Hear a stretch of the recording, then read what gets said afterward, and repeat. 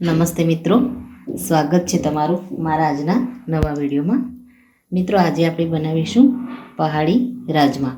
તો એના માટે સૌ પહેલાં વાસણમાં આપણે દહીં લઈ લઈશું.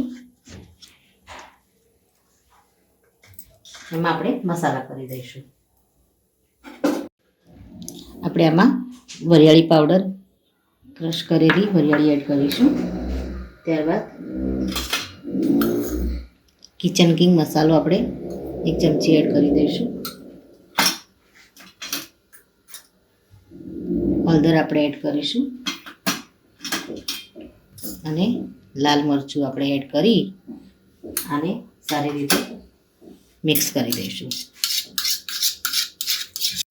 મિત્રો, આપણે વઘારની શરૂઆત કરીશું. તો વઘારમાં સૌ પહેલાં તો આપણે ઘી એડ કરી દઈશું.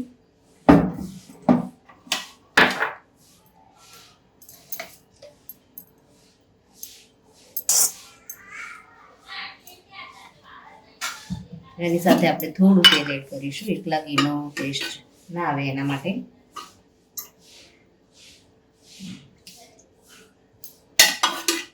મિત્રો, રાજમા જો આપણે બોઇલ કરી અને રેડી રાખીએ તો આ રેસીપી એકદમ ફટાફટ જ બની અને રેડી થઈ જાય છે. ઘી અને તેલ સરસ એવું ગરમ થઈ ગયું છે.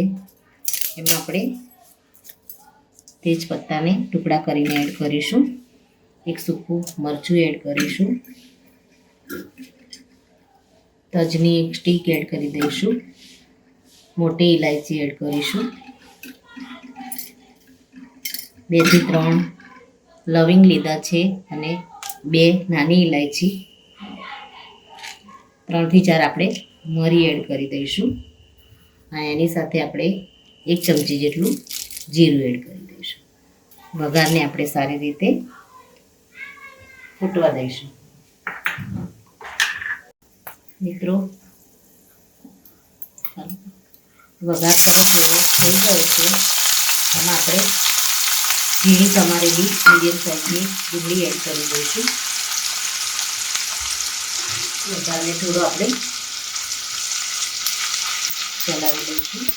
ડુંગળીને આપણે થોડી કલર ચેન્જ થાય ત્યાં સુધી થોડી આપણે થવા દઈશું.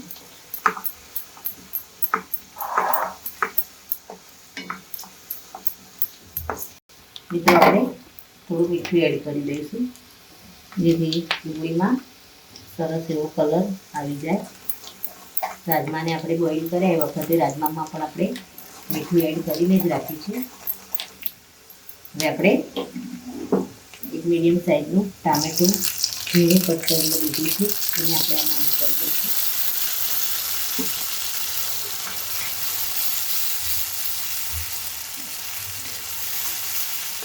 ટામેટા અને ડુંગળીને આપણે ગળવા દઈશું. થોડી આપણે આમાં હળદર એડ કરી દઈશું. નાખી અને આને આપણે એકદમ મેશ થવા દઈશું. ટામેટાને આપણે ચેક કરી લઈશું.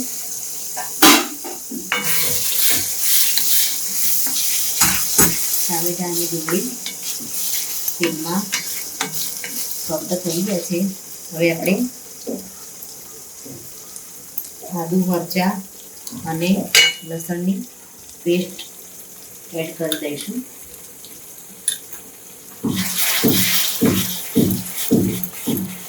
ત્યારબાદ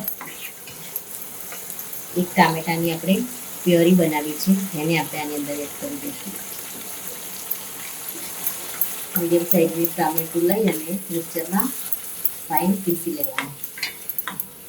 એને આપણે આમાં એડ કરવી છે.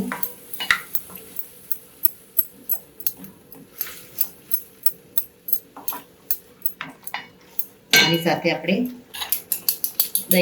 દહીંનો મસાલો જે રેડી કર્યો છે એને આપણે આમાં એડ કરી દઈશું. ગેસને આપણે એકદમ સ્લો કરી દઈશું.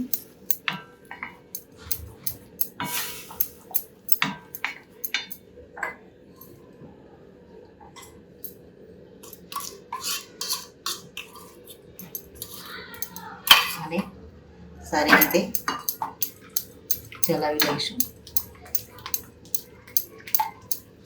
આ રીતે થોડું એકદમ ધીમા તાપે ચલાવીશું તો દહીં ફાટશે પણ નહીં. આમાં આપણે બધા મસાલા એડ કર્યા જ છે. થોડું આપણે ટેસ્ટ મુજબ પાણી એડ કરી દઈશું. તો આપણે કાશ્મીરી લાલ મરચું એડ કરી દઈશું. ધાણા પાવડર થોડો એડ કરી દઈશું અને આમાં બોઇલ કરેલા રાજમા એડ કરી દઈશું.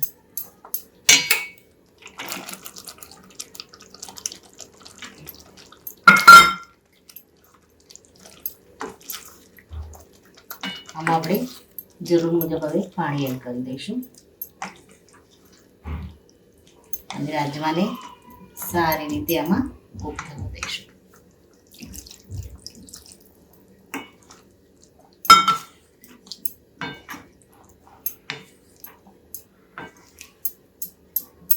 આને તમે કુકરમાં ટ્રાન્સફર કરી અને એકાદ સીટી તમારે લગાવી હોય તો પણ તમે લગાવી શકો છો. મિત્રો આપણે રાજમાની કુકરમાં ટ્રાન્સફર કરી દીધા.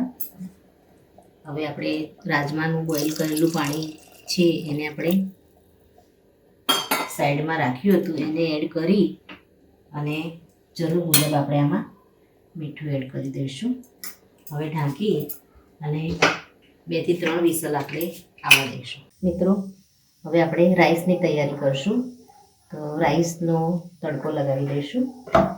તો આપણે સૌ પહેલાં ઘી એડ કરીશું. ઘી ગરમ થાય એમાં આપણે જીરું એડ કરી દઈશું. 1 ચમચી જેટલું આપણે જીરું લઈશું. જીરું ચટકે ત્યારબાદ આપણે એમાં હિંગ એડ કરી દઈશું.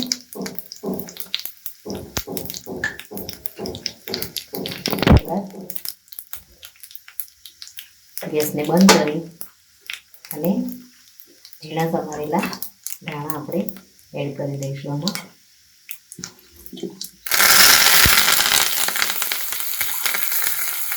હવે આ તડકાને આપણે રાઈસ ઉપર એડ કરી દઈશું.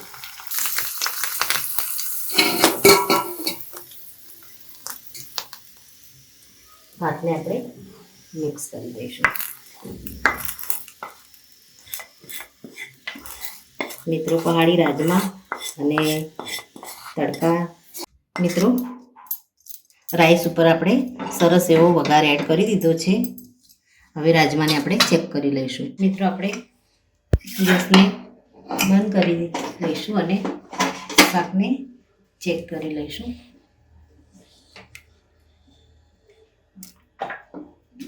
શાક બની અને રેડી થઈ ગયું છે. ઉપરથી આપણે કોથમીર નાખી અને પહાડી ટેસ્ટ રાજમાને સર્વ કરી લઈશું. મિત્રો રેડી છે પહાડી રાજમા અને તડકા ફ્રાય જીરા રાઈસ. તો મિત્રો આ સાથે મારો વિડીયો પૂરો થાય છે. જો મારો વિડીયો તમને ગમ્યો હોય તો મારી ચેનલને લાઇક, શેર અને સબસ્ક્રાઈબ કરવાનું ભૂલશો નહીં. અને કમેન્ટમાં જરૂરથી લખો કે આ પહાડી રેસીપી તમને કેવી લાગી. તમે પણ આ રીતે ઘરે જરૂરથી બનાવો અને પહાડી સ્વાદનો ટેસ્ટ લો. તો ફરી મળીએ એક નવા જ વિડીયો સાથે. ત્યાં સુધી આવજો. Thank you.